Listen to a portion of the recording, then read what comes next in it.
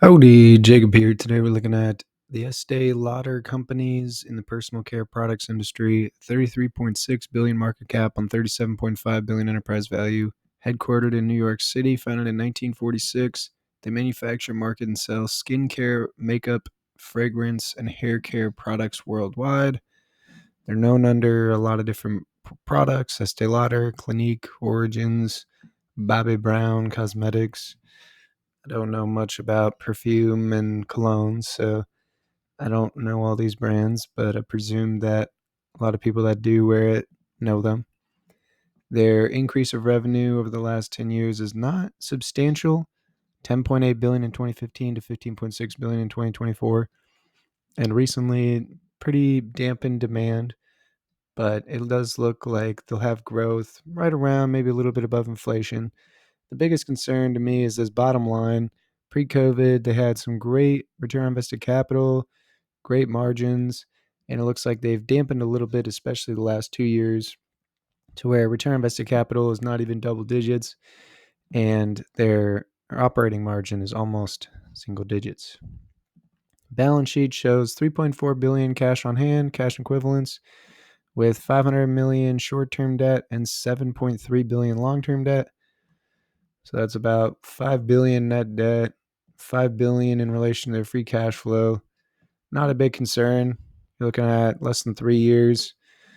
And so not terribly concerned with that free cash flow. They have made some acquisitions over here that have increased their capital expenditures quite a bit, and it looks like it hasn't increased their free cash flow very much.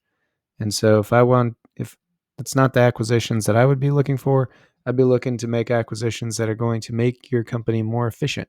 I don't just want to hit the top line. I'd rather hit the bottom line as much as possible.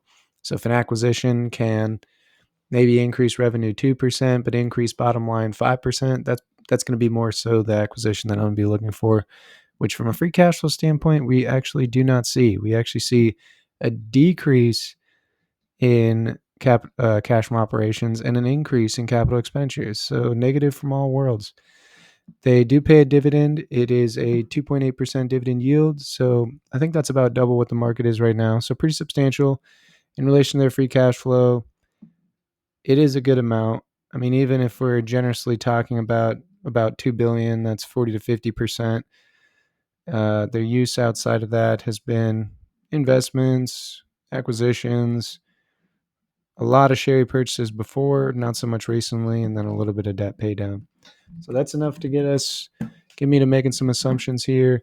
On the revenue growth side, I don't think, again, like I said before, we're going to be seeing anything crazy sexy, but I think with some strategic acquisitions and organic growth, 5% seems reasonable to me.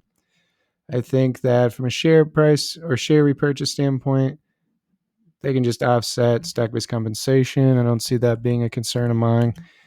I think if they can get back to those return on invested capital figures, then they clearly deserve some sort of premium. But I don't think we're looking at a crazy amount. And so I'm comfortable with those figures right there. And then again, saying they get back to fairly close to what they were before is going to be putting them at about 11 and 10% margins. And for the dividend increase, it's pretty high. I'd rather not increase it very much. And it looks like in the past they've increased it a little bit. So maybe I'll just increase it 2% or so just to say that they've increased their dividend. And it's still 46% off the price that I'd be thinking of doing more or closer to doing more research on. So I do hope. I mean, it's a good company, I think, based on the numbers. If they can get back to those profitable figures that they were pre-COVID, you're probably looking at closer to correct valuation at this price point. But for me, it's not so obviously cheap that I'd be jumping in on it immediately. Hope you enjoy the video. Have a great rest of your day.